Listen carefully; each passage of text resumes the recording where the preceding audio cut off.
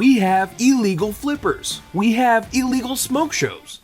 And we even have an illegal mod that harms the polar bears? Yes. Today on Idealist, we're bringing you 10 illegal mods that we see all the time and may not even know we're against the law. Let's get into it.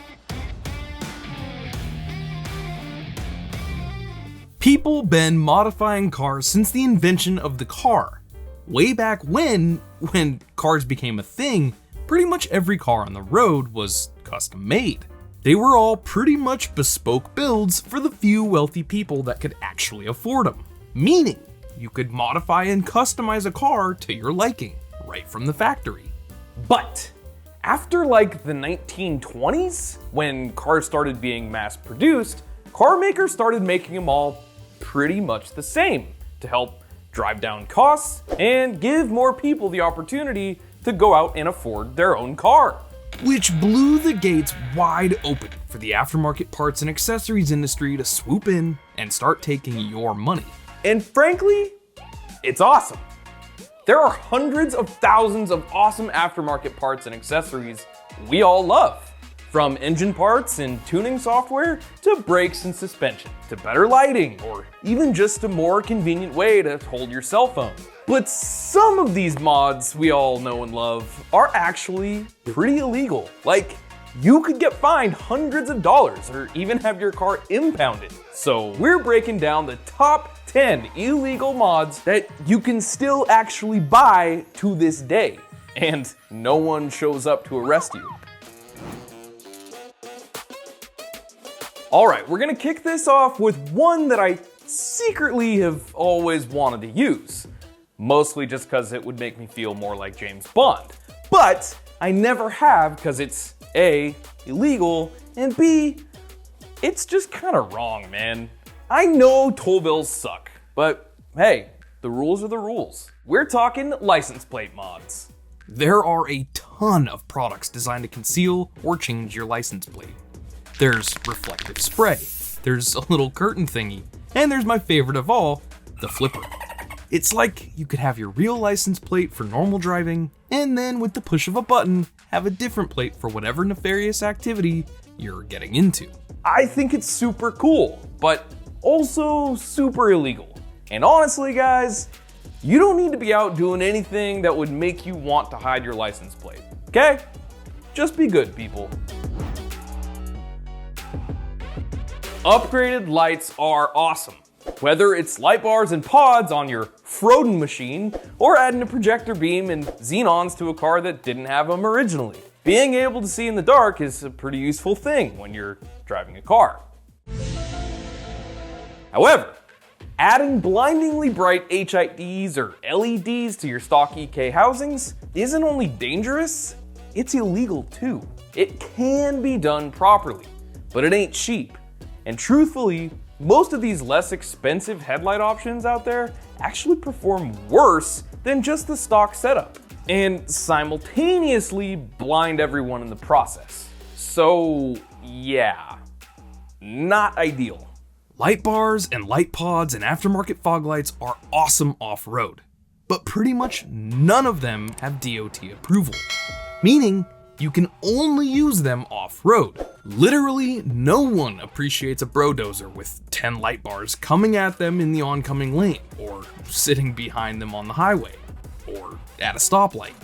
Actually, let's just say no to brodozers altogether. No! I know Jeep and Toyota guys do it too, but squatted Silverados and lifted Rams are the worst offenders. While we're talking trucks, I might as well hit on the next one on the list. Coal rolling. So this one isn't really an accessory per se, more of a attribute, mod, defect?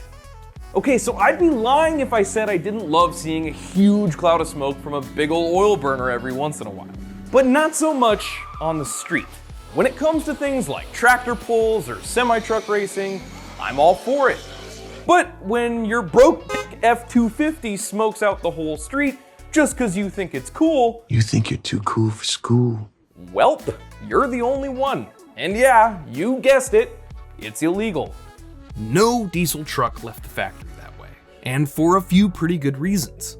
For one, all that smoke equates to a ton of excess unburnt fuel, which means it's not only bad for the environment, but bad for your wallet too. Properly tuned diesels do not smoke. Period. And I'm no cop, and I'm certainly not the type of guy that always obeys every law out there. But rolling coal is just a negative all the way around in my book. In my eyes, it makes you look like an idiot, and the cops will be happy to pull you over and let you know they think so too. Engine tuning is awesome. By tweaking fuel and ignition tables, you can get more power, sometimes slightly better mileage, and even improve drivability too. Win, win, win. But it's also pretty much illegal, or for off-road use only, right? Putting your car on a dyno, having a qualified engine management nerd go through and optimize things as far as they can is one thing.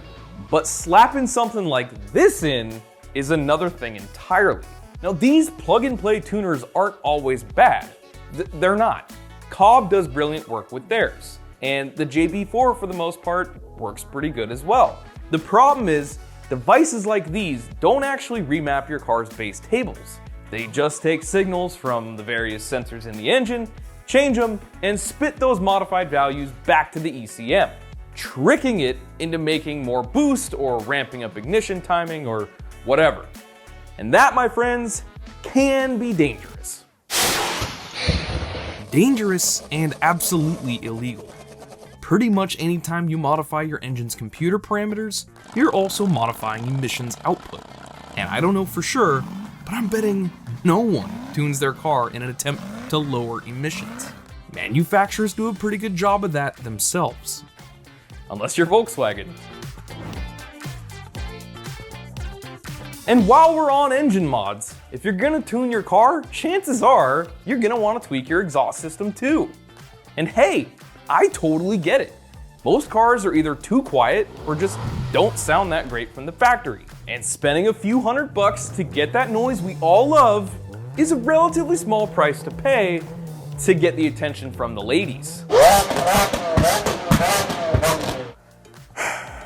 Nope, that's never, not one time worked for me. You will, however, almost certainly get the attention of the 5.0. Take your hands out of your pocket. That's what they're doing. The buddy got going. Tasteful exhaust mods usually fly under the radar, but straight piping your Civic not only pisses off your neighbors, but could land you with a big fine. Some states are more strict than others, and some officers actually appreciate a good sounding exhaust. But the decibel meter doesn't lie, so just try to keep it classy, people. Maybe you're more into good sound coming from your speakers inside your car than you are from the pipes coming out back. That's all good. But you should know that excessively loud stereo systems, you guessed it, illegal. This one sort of makes sense. I mean, if you can't hear the police sirens behind you, you could be accidentally involving yourself in a police chase before you know it. For me, my favorite sort of noise comes from the intake side of the engine. Induction noise. And one of the best ways to get that piped into your ear holes is with a cold air intake. We know most cold air intake systems don't do a whole lot to actually add any power, but they sound awesome. Stupidly, most of them are against the law. If only modern cars had some sort of system on board capable of tuning itself to the exact temperature and volume of air entering the engine. The EPA is convinced that somehow a cold air intake is bad for the polar bears. It isn't. But nonetheless, it's considered tampering with an emissions control device. Gotta love bureaucracy. This one seems sort of obvious. Like, obviously the cops don't want you to be able to detect their radars.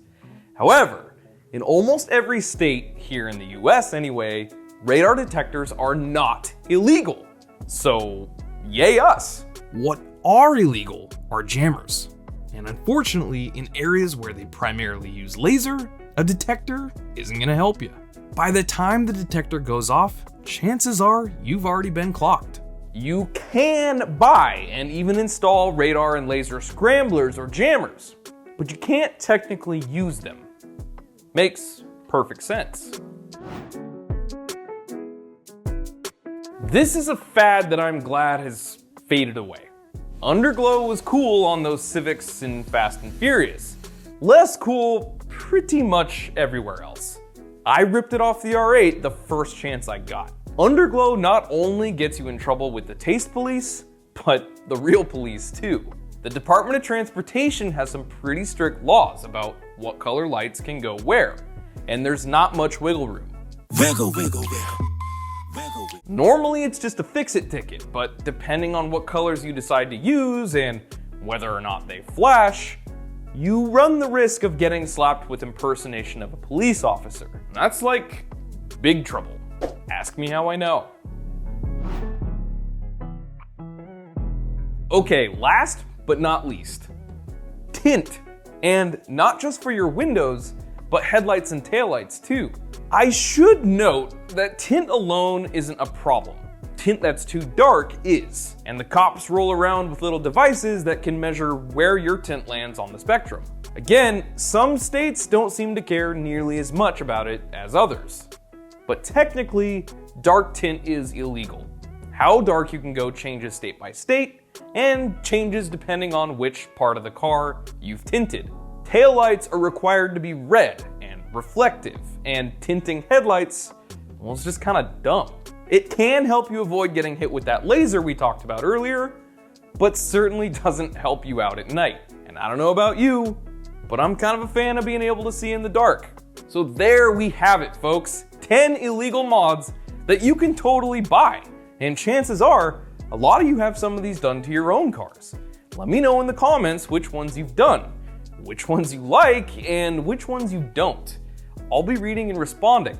In the meantime, go check out our Idealist, Blinker Fluid, and Overdrive starter packs. They're totally binge-worthy. See ya!